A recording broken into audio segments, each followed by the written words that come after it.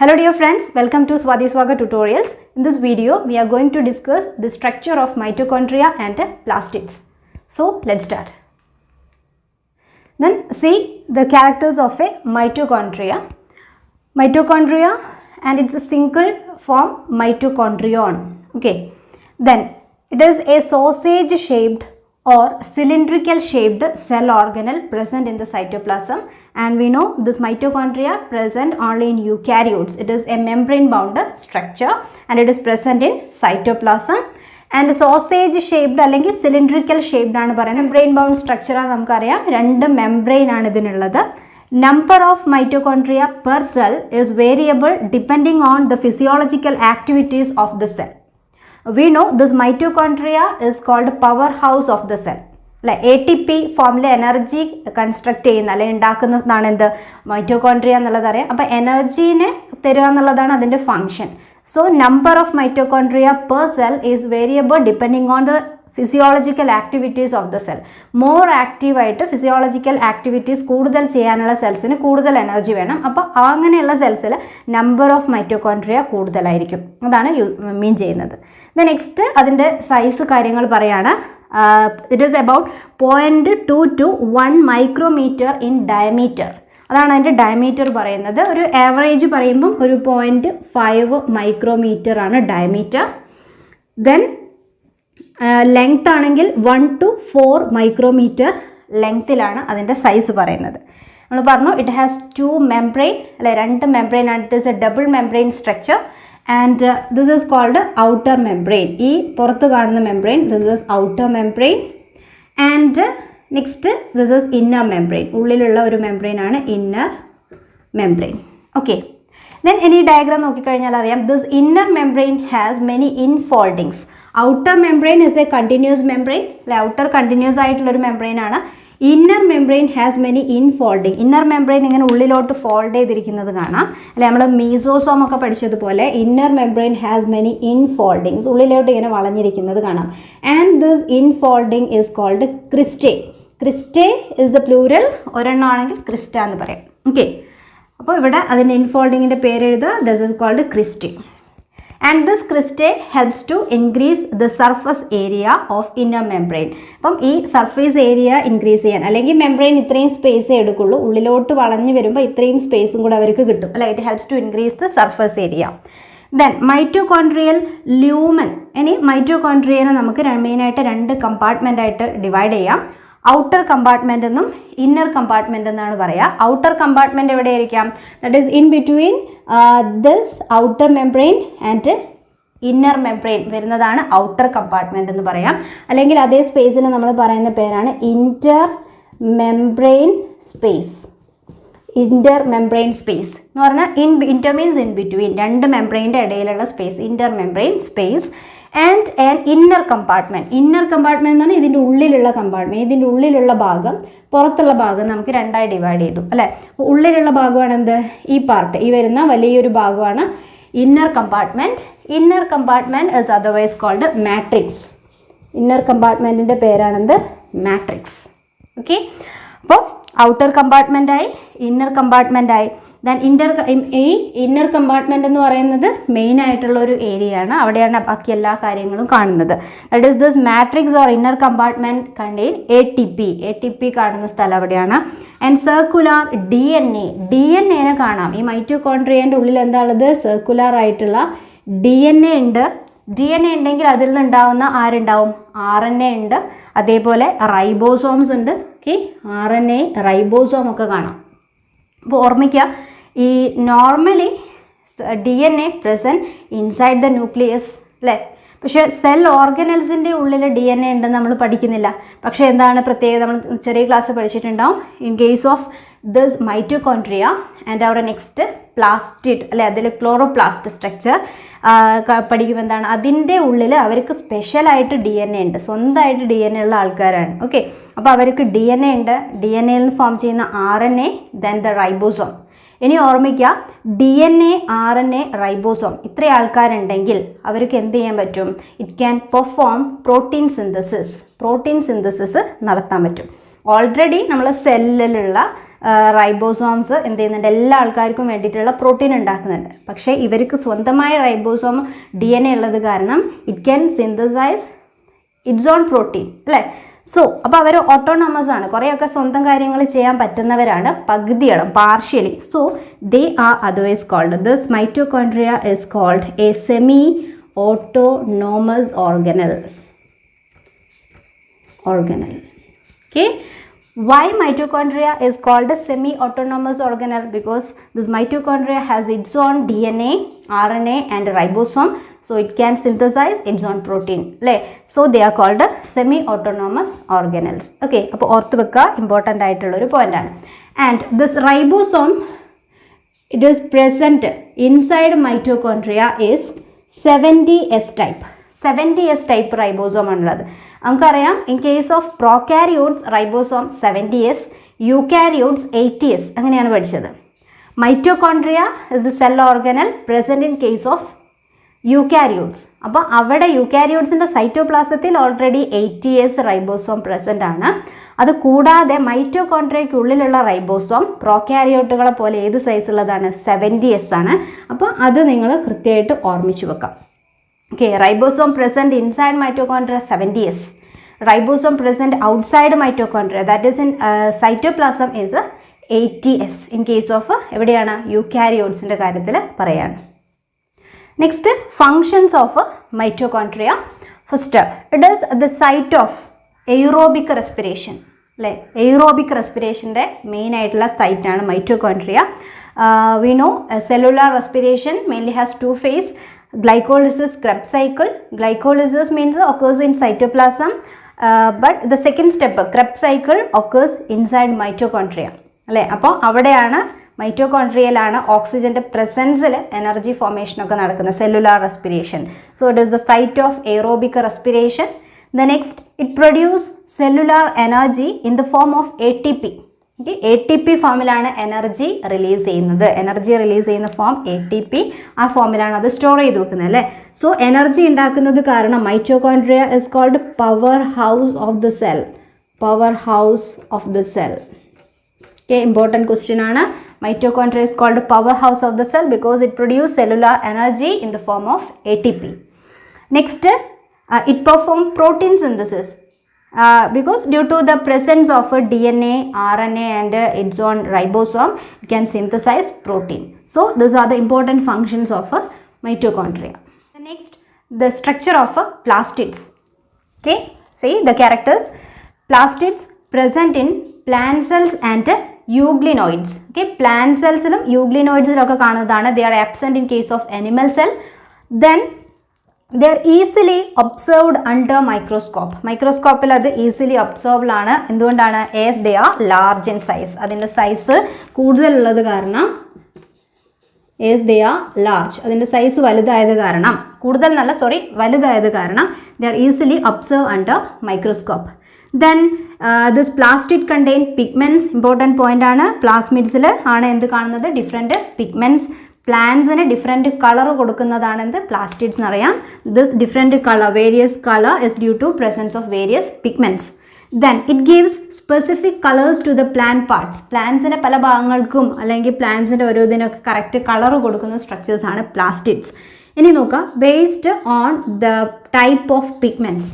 അപ്പോൾ ഏത് ഈ കളറിങ് ഏജൻ്റായ പിഗ്മെൻറ്റ്സ് ഏത് ടൈപ്പാണോ അതിൻ്റെ ബേസിൽ നമുക്ക് പ്ലാസ്റ്റിഡ്സിനെ മെയിനായിട്ട് 3ആയിട്ട് ഡിവൈഡ് ചെയ്യാൻ പോവുകയാണ്.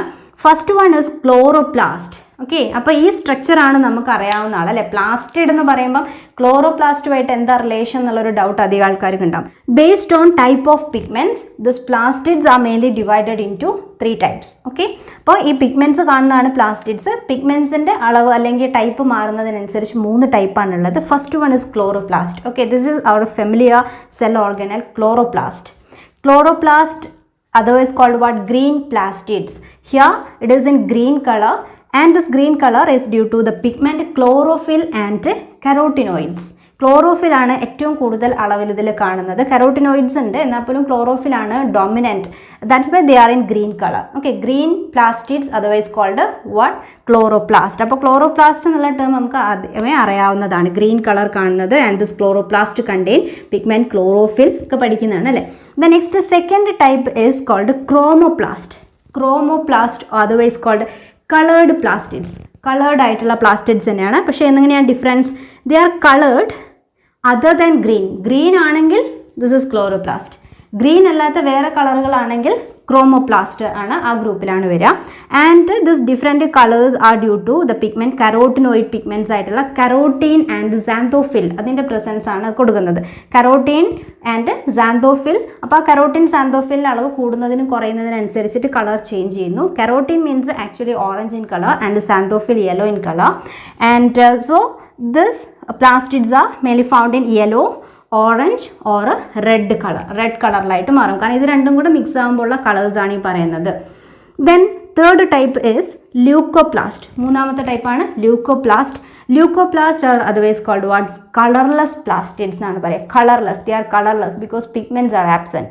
Colourless plastids are mainly found at the storage organ അല്ലെങ്കിൽ സ്റ്റോറേജ് ഏരിയ ഓർ ഫ്രൂട്ട്സ്, ഇങ്ങനെയുള്ള സ്ഥലങ്ങളിൽ പ്ലാന്റ്സിൽ സ്റ്റോർ ചെയ്യുന്ന ഭാഗം വെച്ചാൽ റൂട്ട് ട്യൂബേഴ്സ് ഒക്കെ അറിയാം.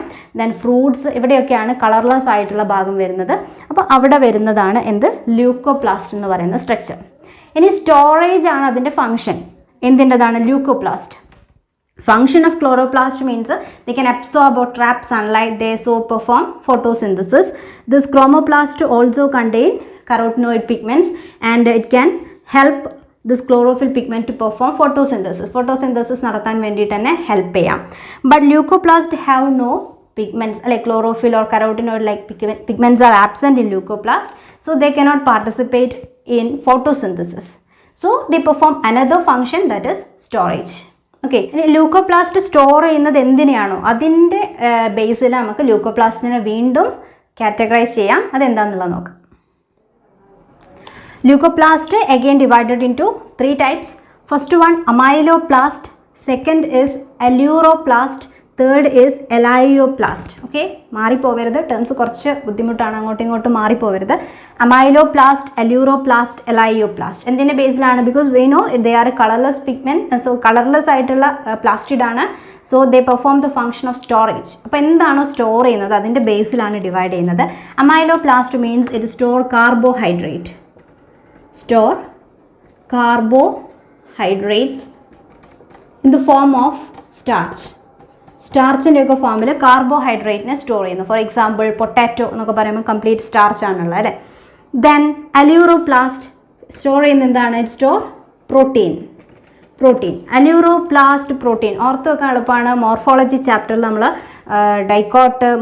മോണോകോട്ട് സീഡ് സ്ട്രക്ചറൊക്കെ പഠിക്കുമ്പോൾ അല്യൂറോൺ ലെയർ പഠിച്ചിട്ടുണ്ട് അല്ലേ. Aleurone layer and this aleurone layer ഒരു പ്രോട്ടീനേഷ്യസ് ലെയർ ആണെന്നൊക്കെ കേട്ടിട്ടുണ്ട്. So aleuroplast store protein. അപ്പോൾ aleuro protein related term. The next elaioplast എന്ന് പറയുമ്പോൾ സ്റ്റോർ ചെയ്യുന്ന എന്തിനായിരിക്കും? ഒരു store fat and oils. Fat, oil, lipid, fat, oils ഇതൊക്കെ സ്റ്റോർ ചെയ്യുന്നതാണ് എന്ത്? Elaioplast. Okay, next is about the structure of chloroplast. Okay, we know green plastid, chloroplast. The first point, mainly they are found in mesophyll cells. പ്ലാന്റ്സിലാണ് കാണുന്നത്. പ്ലാന്റ്സിൽ തന്നെ main ലീഫിലുള്ള cells ആണ് mesophyll cells. Like നമുക്കറിയാം tissues found between upper epidermis and lower epidermis is called mesophyll. ആ mesophyll ഏരിയയിലാണ് chloroplast കൂടുതലായിട്ടും കാണുന്നത്. Then it's a shape vary, that is lens shaped ആയിട്ട് കാണാം, ഓവൽ ഷേപ്പിൽ കാണാം, സ്പെറിക്കൽ ഓർ ഡിസ്കോയിഡ്, റിബൺ ഷേപ്പിലൊക്കെ കാണാം. ഏറ്റവും കൂടുതലായിട്ട് വെറൈറ്റി ഷേപ്പിൽ കാണുന്ന ഒരു സെൽ ഓർഗനലാണ് എന്ത്? ക്ലോറോപ്ലാസ്റ്റ്. Then length പറയാണ്, it is about 5 to 10 millimeter length and 2 to 4 millimeter in width. Then next this plastid or chloroplast also a double membrane structure like our mitochondria. Double membrane means outer membrane, inner membrane. അല്ല, രണ്ട് membrane വരും. This is outer membrane and this is inner membrane. Okay. And here two membrane are continuous layers. അല്ലെ, continuous ആണ്. മൈറ്റോകോൺട്രിയയിൽ inner membrane ഉള്ളിലോട്ട് fold ചെയ്തിട്ടൊക്കെ ഉണ്ടായിരുന്നു. ഇവിടെ അങ്ങനെയില്ല. രണ്ട് മെംബ്രെയിൻ എങ്ങനെയാണ്? കണ്ടിന്യൂസ് മെംബ്രെയിൻ ആണ്. And you can see a space between this two membrane. It is called inter membrane space or periplastidal space എന്നും പറയും. പെരിപ്ലാസ്റ്റിഡൽ സ്പേസ് അല്ലെങ്കിൽ എന്ത് പറയാം? Inter membrane space. ദെൻ അടുത്ത ക്യാരക്ടർ നോക്കാം. Space inside the chloroplast is called what? ഈ ക്ലോറോപ്ലാസ്റ്റിൻ്റെ ഉള്ളിലൊരു സ്പേസ് ഉണ്ട്. ഇവിടെ കുറേ സ്ട്രക്ചേഴ്സ് റെഡ് കളറിലൊക്കെ കുറേ കാര്യങ്ങൾ വരച്ചിട്ടുണ്ട്. അതൊക്കെ എടുത്ത് മാറ്റി കഴിഞ്ഞാൽ അതിൻ്റെ ഉള്ളിലൊരു സ്പേസ് കാണാം അല്ലേ? എന്ന് പറഞ്ഞാൽ ഈ ഒരു ഭാഗം, ഇത് സ്പേസ്, ഈ സ്പേസിന് പറയുന്ന പേരെന്താണ്? It is called stroma. ഇതിൻ്റെ പേരാണെന്ത്? Stroma. Stroma is the matrix of chloroplast. അതാണ് അതിൻ്റെ matrix. And the stroma it is filled with proteinaceous fluid. Okay, then next point, thylakoids are flattened membranous structure present in the stroma. അപ്പോൾ ഇനി സ്ട്രോമയിലോട്ട് നോക്കിക്കഴിഞ്ഞാൽ അറിയാം, you can see flattened membranous structures കാണുന്നില്ല. ഇവിടെ ഒരെണ്ണം കാണാം, ഇവിടെ 2 എണ്ണം 3 എണ്ണം എന്നുള്ള രീതിയിലൊക്കെ കുറേ കാണാം. അപ്പോൾ ഈ ഫ്ലാറ്റൻഡ് ആയിട്ടുള്ള ഈ membranous structures which are present in this stroma is called thylakoid. ഇതിൻ്റെ പേരാണെന്ത്? തൈലക്കോയിഡ്. തൈലക്കോയിഡ് എന്നാണ് പറയാം. Okay, then thylakoids are like stacks of coins. ഈ തൈലക്കോയിഡ്സ് അറേഞ്ച് ചെയ്ത് നോക്കിയേ, ഇവിടെ ഒരെണ്ണം മാത്രം വരച്ചിട്ടുണ്ട്. ഇവിടെ 2 തൈലക്കോയിഡ്സ് ഒന്നിന് മുകളിൽ ഒന്നായിട്ടാണ്. ഇവിടെ ആണെങ്കിൽ 3 എണ്ണം കാണാം. അപ്പോൾ ആ രീതിയിൽ thylakoids R arranged as A stacks of coin. എന്ന് വെച്ചാൽ കോയിൻസ് അടുക്കി വെച്ചതുപോലെ, ഒരു കോയിൻ്റെ മുകളിൽ വേറൊരെണ്ണം വെച്ചതുപോലെയുള്ള സ്ട്രക്ചേഴ്സാണ് എന്ത്? തൈലക്കോയിഡ്സിൻ്റെ arrangement.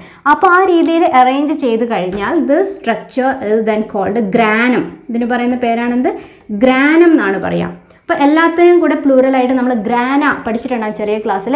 Grana is plural and granum is a singular term. Then തൈലക്കോയിഡ്സിൻ്റെ അറേഞ്ച് സ്ട്രക്ചറാണ് ഗ്രാനം.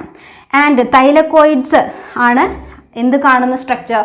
ഈ പിഗ്മെൻറ്റ്സ്, ക്ലോറോഫിൽ പിഗ്മെൻറ്റ്സ് മെയിനായിട്ട് കാണുന്നത് എന്തിനുള്ളിലാണ്? ഇവിടെ സ്ട്രോമയിലല്ല. Chlorophyll pigments are present inside this thylakoid or granum. ഈ ഗ്രാനത്തിൻ്റെ ഉള്ളിലായിട്ടാണ്, ഇതിൻ്റെ ഉള്ളിലായിട്ടാണ് ആര് കാണുന്നത്? പിഗ്മെൻറ്റ്സ് കാണുന്നത്.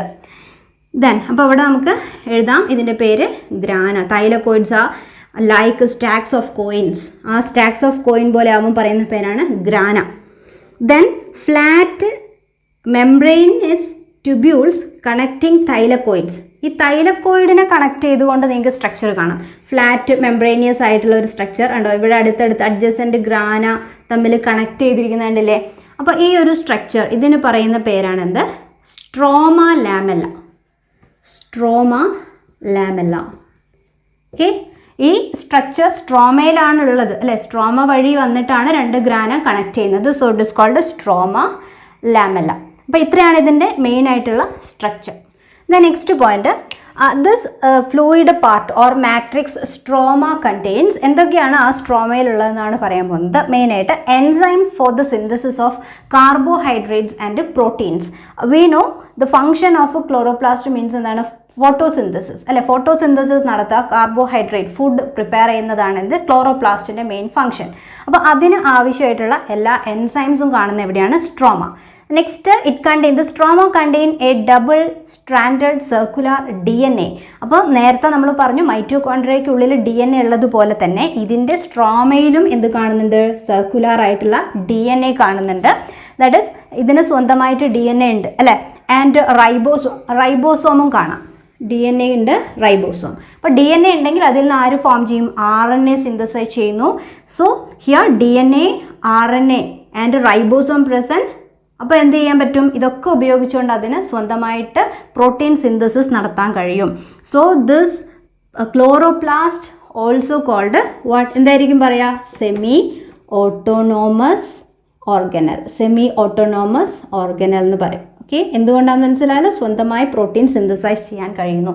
Have its on DNA and ribosome. Okay, then next പറയുന്നത് നമ്മൾ പറഞ്ഞു ഇതിൻ്റെ മെയിൻ ഫംഗ്ഷൻ ഫോട്ടോസിന്തസിസ് ആണ്. ഇനി അങ്ങോട്ടുള്ള ചാപ്റ്റർ ഫോട്ടോസിന്തസിസ് സെഷൻ നമ്മൾ ഡീറ്റെയിൽ ആയിട്ട് പഠിക്കും. ചെറിയ ക്ലാസ്സിൽ നിങ്ങൾ കേട്ടിട്ടുള്ളതാണ്. Photosynthesis has mainly 2 phases. 2 phase ആയിട്ടാണ് നടക്കുന്നത്. First phase is called a light reaction and the second phase is called a dark reaction. Okay, അപ്പോൾ ഇതിനുള്ളിലാണ് കംപ്ലീറ്റ് ഫോട്ടോസിന്തസിസ് നടക്കുക. അപ്പോൾ ഫസ്റ്റ് phase ലൈറ്റ് റിയാക്ഷൻ എവിടെയാണ് നടക്കുന്നത്? ഇൻസൈഡ് ഒക്കേഴ്സ് ഇൻസൈഡ് ഗ്രാനയ്ക്കുള്ളിലാണ് first light reaction എന്ന് പറയുന്ന ഫസ്റ്റ് സ്റ്റെപ്പ് നടക്കുക. Second step is called dark reaction. The dark reaction occurs in സ്ട്രോമയിൽ വെച്ചിട്ടാണ് ഡാർക്ക് റിയാക്ഷൻ നടക്കുക. ഓക്കെ, അപ്പോൾ ആ രണ്ടും കൂടെ ചേരുമ്പോഴാണ് ഫോട്ടോസിന്തസിസ് കംപ്ലീറ്റ് ആകുന്നത്. Then functions ചോദിച്ചാൽ എന്ത് പറയാം? സെയിം. മെയിൻ ഫംഗ്ഷൻ എന്താണ്? Photosynthesis. Perform photosynthesis and prepare food. Carbohydrate protein പോലെ ഫുഡ് ഉണ്ടാക്കുന്നതാണ്. അപ്പോൾ കാർബോഹൈഡ്രേറ്റ് ആണ് മെയിൻ പ്രോഡക്റ്റ്. ആൻഡ് ഓൾസോ ഇനി എന്താ ചെയ്യുന്നത്? നമുക്കറിയാം it is a semi autonomous organelle, so have the capacity to prepare protein. അപ്പോൾ പ്രോട്ടീൻ സിന്തസിസ് ആണ്. Protein synthesis. ഈ രണ്ട് ഫങ്ഷൻസ് നമുക്ക് ആർക്ക് പറയാം? ക്ലോറോപ്ലാസ്റ്റ്. ഹലോ ഫ്രണ്ട്സ്, അപ്പോൾ ഇന്നത്തെ ക്ലാസ് എല്ലാവർക്കും ക്ലിയർ ആയിട്ടുണ്ടാവുമെന്ന് വിചാരിക്കുന്നു. റിലേറ്റഡ് ഡൗട്ട്സ് വരുമ്പോൾ നിങ്ങൾക്ക് കമൻറ്റ് ചെയ്യാവുന്നതാണ്. And don't forget to like, share and subscribe this channel Swathi സ്വാഗ tutorials. Let's wind up for today. See you in our next class.